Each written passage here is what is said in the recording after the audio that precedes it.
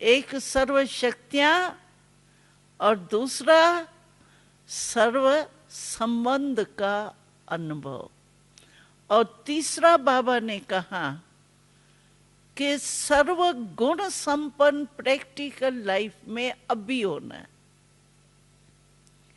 ऐसे नहीं सतयुग तक अंत में हमारे में थोड़ा ये गुण कम है ना, अच्छा अंत तक संपूर्ण हो जाएंगे। अंत में आपको देखेगा कौन संपूर्ण हुई या नहीं हुई। पेपर तो आपने दिया ही नहीं, पास कैसे हो जाएंगी। मानो मेरे में निर्णय शक्ति तो ठीक है, लेकिन मेरे में जो है वो अंतर्मुखता का गुण मतलब कम है। मानो मैं ज्यादा वो बोलचाल में आती हूँ, थोड़ा हल्के रूप में रहती हूँ, अंतर्मुखता का अनुभव हमको नहीं है। मानो अंत में मैं समझू नहीं, अंतर्मुखता का गुण जो है ना वो मैं लास्ट तक संपूर्ण हो जाएंगी। लेकिन पेपर कौन लेगा मेरा अंतर्मुखी है या नहीं है। पेपर तो अभी देना पड़ेगा ना, तभी तो पास मार्क्स मिलेंगी। इसीलिए बाबा कहते हैं कि सर्व शक्तियां, सर्व संबंध और सर्व गुण, ये तीन बातें आप अपने में चेक करो। अगर इन तीनों में से एक भी कम है ना,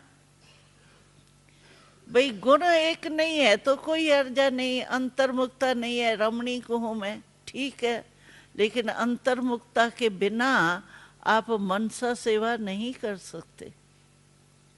जब अंतर मन में शक्ति भरे, अंतर्मुखी होके अंतर मन में शक्तियां भरो, तभी मनसा सेवा आप कर सकती।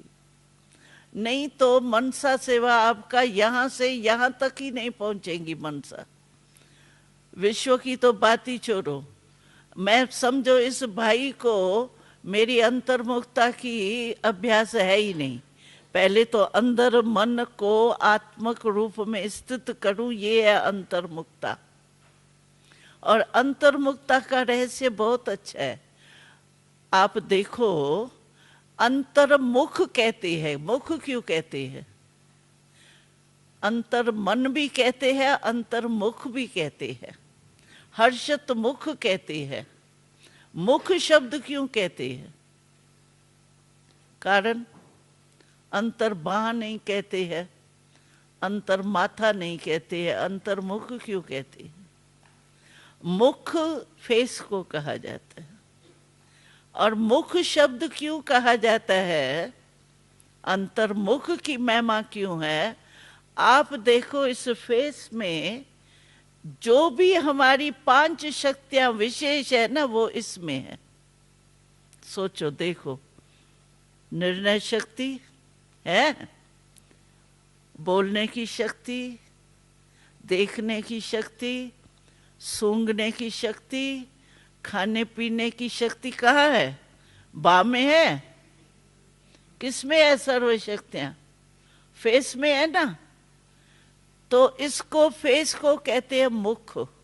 तो अंतर्मुख अर्थात जो भी मेरी शक्तियां है ना, वो सर्व शक्तियां आत्मक रूप में स्थित हो, इसको कहा जाता है अंतर्मुखी।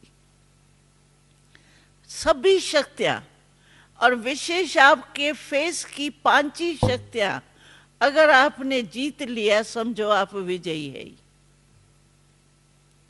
क्योंकि मुख्य तो यही है ना शक्तियां।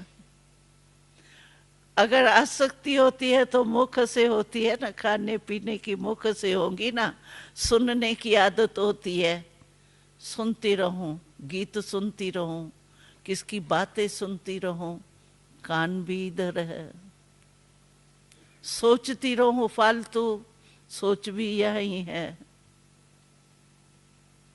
देखती रहूं तो आंखें भी यही है, धोखा तो यही देती है ना।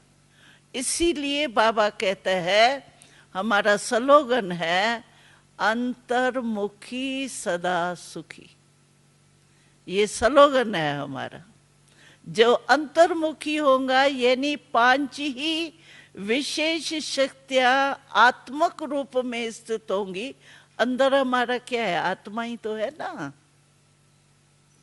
तो अंतर्मुखी माना 5 ही शक्तियां हमारी आत्मक रूप में स्थित होंगी। इसको कहा जाता है अंतर्मुखी सदा सुखी।